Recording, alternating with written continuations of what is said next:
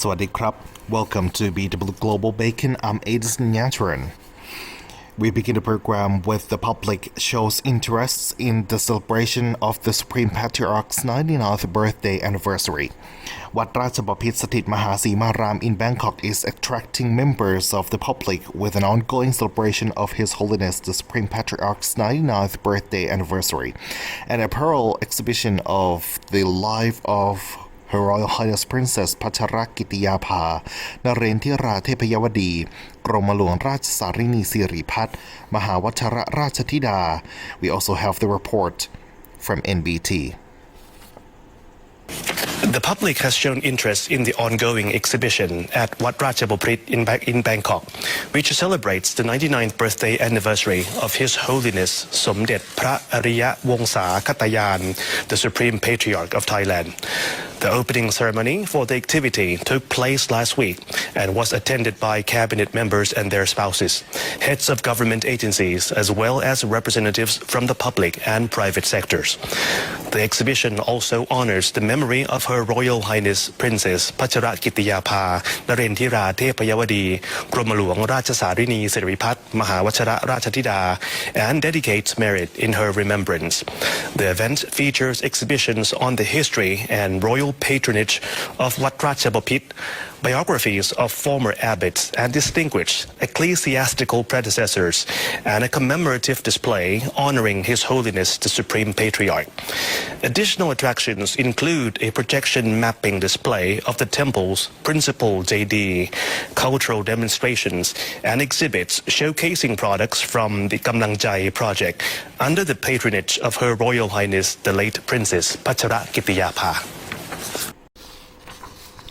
Deputy Prime Minister and Commerce Minister Supati Suthampan has opened the 8th Economic Reporters Market Fair in Bangkok, an annual event organized by the Economic Reporters Association to provide journalists with additional income opportunities and strengthen professional networks. Speaking at the event, she highlighted the important role of economic journalists in providing accurate information amid global uncertainties, including geopolitical tensions, climate change, and rapid technological developments. The minister also noted that Thailand's exports continued to perform strongly in the first quarter of 2026, with agricultural exports showing significant growth, particularly durian exports, while the government remains committed to supporting SMEs and easing the cost of life through various economic measures. We move to the tragedy that happened on Saturday.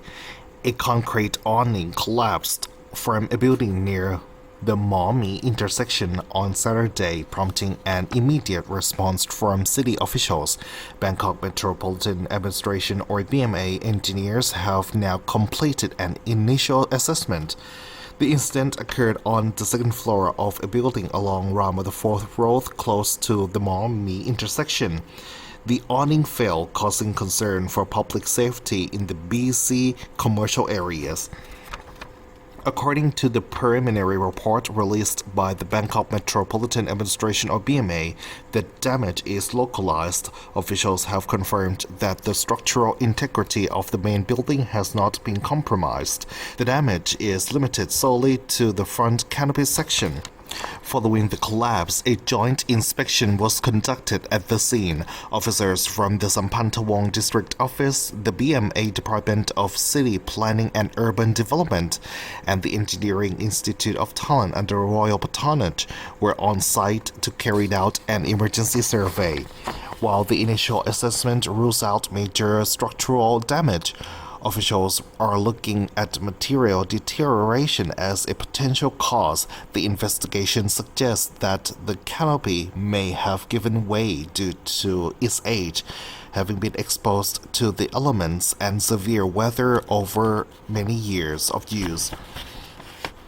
Despite the finding that the main structure remains stable, the BMA is taking no chances with public safety. As a precautionary measure, the Sampantawong District Office has temporarily cordoned off the area. Authorities have ordered the temporary closure of 5 shops units directly below the affected areas. Officials are coordinating with relevant agencies for a more detailed secondary inspection to determine the final plan for repairs and to ensure the building is safe for reoccupation.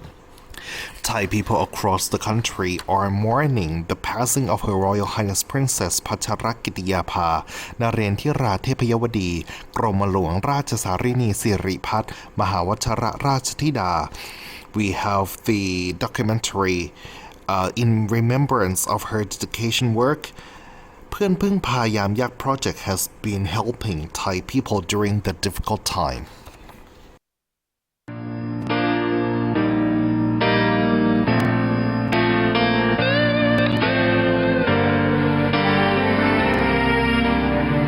จากความทุกข์ยากเดือดร้อนของราษฎรที่เผชิญกับเหตุการณ์ภัยพิบัติในหลายพื้นที่เป็นอีกหนึ่งพระภารกิจที่สมเด็จพระเจ้าลูกเธอเจ้าฟ้าพัชรกิติยาภานเรนทิราเทพยวดีกรมหลวงราชสารินีสิริพัฒน์มหาวชรราชธิดาทรงห่วงใยและทรงปฏิบัติพระกรณียกิจมาอย่างต่อเนื่องทั้งนี้เพื่อเป็นการเฝ้าระวังเตือนภัยก่อนเกิดภัยพิบัติทรงมีพระดำริให้มูลนิธิอาสาเพื่อนพึ่งพายามยากสภากาชาดไทยดำเนินกิจกรรมด้านการเฝ้าระวังภัยพิบัติโดยเฉพาะอย่างยิ่งจากเหตุอุทกภัยและดินถล่มเพื่อป้องกันและลดความสูญเสียต่อชีวิตและทรัพย์สินอันเกิดจากเหตุการณ์อุทกภัยให้แก่ประชาชนคนไทยทั่วทุกภูมิภาคของประเทศโดยจัดให้มีระบบการเตือนภัยล่วงหน้าและการบริหารจัดการน้ำในระดับชุมชนรวมทั้งสร้างศักยภาพและส่งเสริมการมีส่วนร่วมของประชาชนในพื้นที่เสี่ยงภัยให้มีองค์ความรู้ความพร้อมและความสามารถในการรับมือกับสถานการณ์ภัยพิบัติที่กำลังจะเกิดขึ้นได้อย่างทันท่วงทีซึ่งมูลนิธิอาสาเพื่อนพึ่งพายามยากสภากาชาดไทยได้ดำเนินงานร่วมกับภาคีเครือข่ายใช้เทคโนโลยีและสารสนเทศในการเฝ้าระวังเตือนภัยก่อนเกิดภัยพิบัติเพื่อลดความรุนแรงและการสูญเสียจากภัยพิบัติโดยเฉพาะอย่างยิ่งในพื้นที่ที่มีการเกิดอุทกภัยซ้ำโดยติดตั้งสถานีโทรมาตรอัตโนมัติและดำเนินโครงการเครือข่ายชุมชนเตือนภัยพิบัติเพื่อการพัฒนาอย่างยั่งยืนเพื่อถอดบทเรียนการเตือนภัยของชุมชนต้นแบบและถ่ายทอดหลักการจัดการภัยพิบัติให้ชุมชนเครือข่ายในทุกภูมิภาคของประเทศสามารถนำไปจัดทำแผนปฏิบัติการเตือนภัยได้อย่างยั่งยืนนอกจากนี้เมื่อยามเกิดอุทกภัยครั้งใดมูลนิธิอาสาเพื่อนพึ่งพายามยากสภากาชาดไทยได้เข้าไปช่วยเหลือราษฎรในพื้นที่อย่างทันท่วงทีโดยส่งต่อความห่วงใยด้วยถุงยางชีพพระราชทานสัญลักษณ์แห่งขวัญและกำลังใจเพื่อผู้ประสบภัยพร้อมกับจัดโรงครัวพระราชทานเพื่อนพึ่งพาเพื่อปรุงอาหารสุกใหม่แจกจ่ายให้กับราษฎรที่ได้รับความเดือดร้อนแม้ในสถานการณ์การแพร่ระบาดของโควิด -19 มูลนิธิอาสาเพื่อนพึ่งพายามยากสภากาชาดไทยได้มอบเงินสนับสนุนจัดหาเครื่องมือแพทย์และอุปกรณ์ทางการแพทย์ให้กับโรงพยาบาลกว่า 20 แห่งเป็นที่ประจักษ์ชัดในพระปรีชาสามารถของสมเด็จพระเจ้าลูกเธอเจ้าฟ้าพัชรกิติยาภานเรนทิราเทพยวดีกรมหลวงราชสารินีสิริพัฒน์มหาวชรราชธิดาประธานกรรมการมูลนิธิอาสาเพื่อนพึ่งพายามยากสภากาชาดไทยด้วยทรงสืบสานพระปณิธานพระเจ้าวรวงศ์เธอพระองค์เจ้าโสมสวลีกรมหมื่นสุทนารีนาถนายกกิตติมศักดิ์ตลอดชีพมูลนิธิอาสาเพื่อนพึ่งพายามยากสภากาชาดไทยเพื่อให้ราษฎรได้รับความช่วยเหลือและฟื้นฟูคุณภาพชีวิตอย่างครบวงจรและยั่งยืนมีความสุขตลอดไปเทพนีแสงเพชรข่าวในพระราชสำนักเรียบเรียง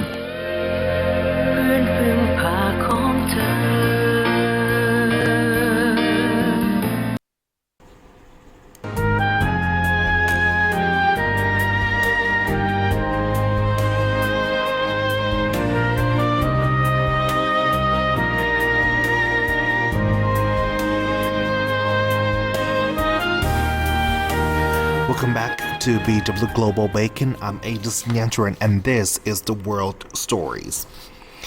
Israeli forces have intensified attacks across Gaza, killing at least 10 Palestinians in the past 24 hours, according to reports from the territory. The escalation comes as Palestinians closely follow ceasefire talks in Cairo, aimed at advancing the next phase of the agreement reached last year. On Saturday, Israeli forces killed Al Jazeera cameraman Ahmed Wishna in central Gaza, prompting Al Jazeera to condemn the attack as a deliberate and targeted crime against journalists. Meanwhile, members of the al-Safadi family, including children, were reportedly killed in an Israeli strike on a residential building.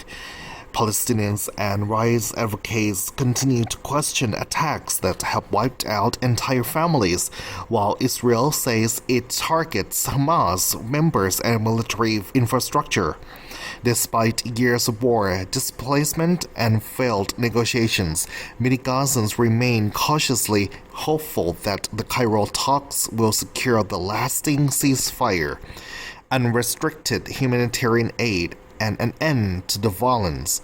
We have this report from Al Jazeera's Hani Mohamud reports from Gaza City, Palestine.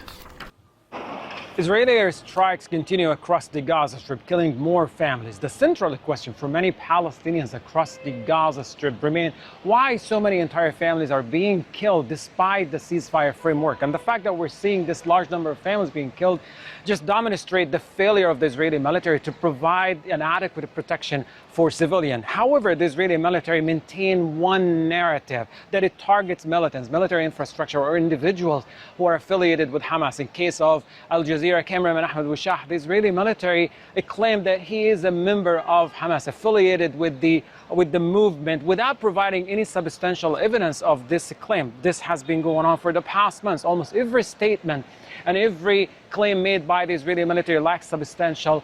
evidence. Regarding a Safadi family, reports indicate an airstrike targeting a residential building, killing multiple people, including children. So far, public reporting has not provided a single reason or explanation, a specific one, of why Israel is targeting entire families. Meanwhile, Palestinians across the Strip are following the talks in Cairo closely. The mood here is better described as cautious rather than optimistic. After nearly 3 years of wars, displacement, and repeated failures, Palestinians have learned not to raise their expectations. And having said that, yet there is hope. People are exhausted. They want an end to the ongoing cycle of violence here, all the genocidal act, unrestricted humanitarian aid, and hopefully a smooth transition into phase 2 of the ceasefire. Hani Mahmoud, Al Jazeera from Gaza City, Palestine. Iran's decision to close the Strait of Hormuz, announced on Saturday in response to Israeli attacks on Lebanon, is now casting a shadow over the broader U.S.-Iran negotiations taking place in Switzerland.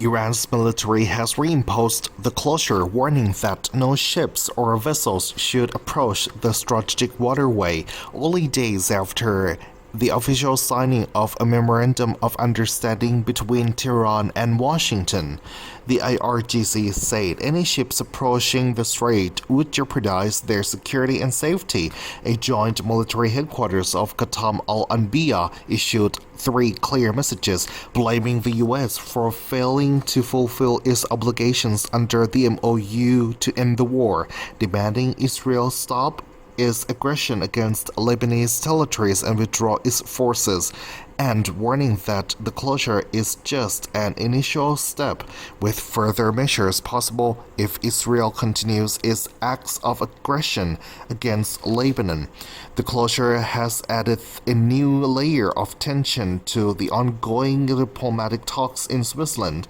where Iran and the U.S. are negotiating a range of contentious issues, including frozen assets, primary and secondary sanctions, oil exports, and war preparations. Iran is using its control over the strait as leverage in these negotiations.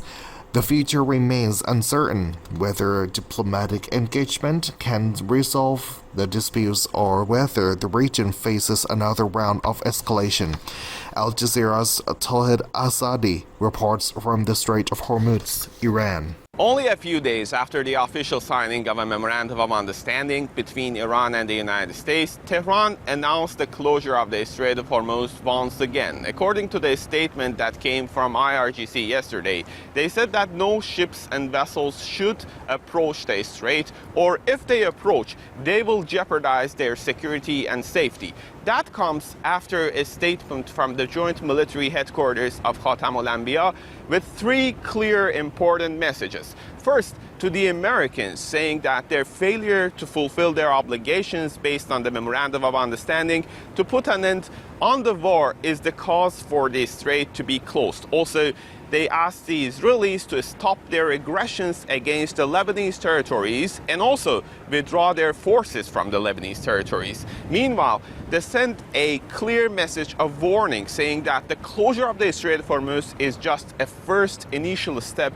and there might be further steps to be taken in case Israelis continue their quote-unquote acts of aggression against the Lebanese territories. All in all, I can say that this is a very brittle situation in which uncertainty is name of the game. Iranians are trying to use the situation at the strait as their leverage while they are in the middle of negotiations with the Americans on a broader context in which points of contention not only include the situation here at the strait, but also other issues such as the frozen assets, such as the sanctions, including primary and secondary sanctions, and oil exports and war reparations, and a relatively long list of other demands that the two sides can decide on the table of negotiations to resolve them all. Until then, we have to keep waiting to see how future could unfold, whether it's going to be a diplomatic engagement on the horizon or another round of escalation in the Middle East. Toida Sadi, Al Jazeera, Strait of Hormuz. This is BW Global Bacon. I'm Edson Yaturin. See you next time.